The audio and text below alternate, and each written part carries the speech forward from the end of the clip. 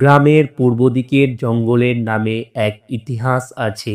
সেখানে নাকি এক ডাইনির বাস। একদিন বলাই দিদির বাড়ি থেকে বাড়ি ফিরছিল।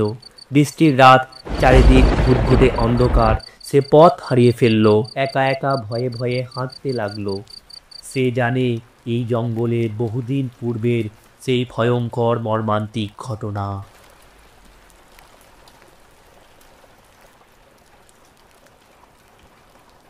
ওহ, কি যে অন্ধকার!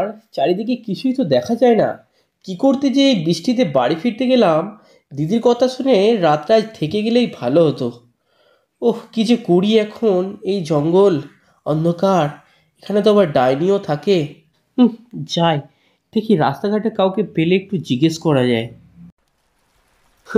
ওই তো, ওই তো কেউ যেন একজন আসছে, একটু জিজ্ঞেস করা যাক।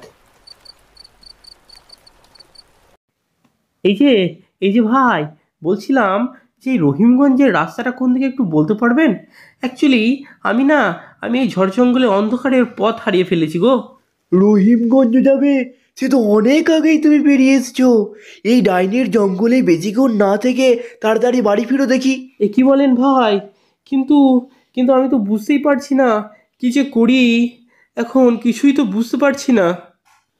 দেখো বাবু, আমি তোমার রহিমগঞ্জের বাসিন্দা নয় যে তোমাকে পথ বলে দেবো। দেখো যদি অন্য কাউকে পাও, একটু পথটা জিজ্ঞাসা করে নাও। ঠিক আছে, ঠিক আছে, যান তাহলে। দেখি আমি যদি পথে কাউকে পাই।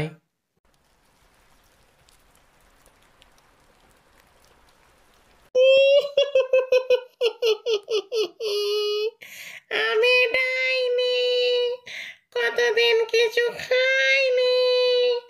যদি কোনো মানুষ পাই, গলা কেটে রক্ত খাই। সে কি? এ তো এ তো ডাইনি! কোথায় আছে? হায় রে ভগবান, এবারের মতো এই যাত্রাই বাঁচিয়ে নাও। আর না হয় বাড়ি ফেরা হবে না। হায় রে দিদি ভাই, তোর কথা শুনে আজকের দিনটা তোর বাড়িতে থেকে গেলেই হতো। আর মনে হয় আমায় দেখতে পাবি না রে। আরে, ওই তো গ্রামের মাস্টারমশাই মনে হচ্ছে। যাক, বাঁচা গেল। কি হে বলাই, এই ঝড় জঙ্গলে এখানে কি করো? বাড়ি ফেরোনি কেন? এই রাস্তায়, এই অন্ধকারে, এই ডাইনির কথা কি তুমি জানো না? হ্যাঁ, হ্যাঁ, সে তো জানি। কিন্তু কিন্তু কি করব বলুন মাস্টারমশাই? এই ঝড় জঙ্গলে পথ হারিয়ে ফেলেছি। ভাগ্যিস আপনাকে পেলাম, তাই হয়তো এই যাত্রায় প্রাণটা বেঁচে যাবে। ভয় নেই, ভয় নেই বলাই, আমি তো আছি। চলো আমার সাথে বাড়ি ফেরো, কোনো চিন্তা নেই। তোমরা সব কি যে বলো! তোমার বয়সে আমরা অ্যামাজন জঙ্গল থেকে ফিরে এসেছি জানো। ওসব ভয় বলে কিচ্ছু নেই। ওসব আমাদের সময় এসব সব তুচ্ছ ব্যাপার ছিল জানো কি।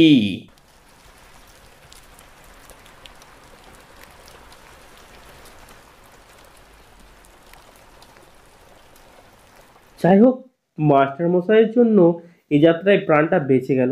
না হলে হয়তো এতক্ষণে ডাইনির পেটে ভোজন হয়ে যেতাম।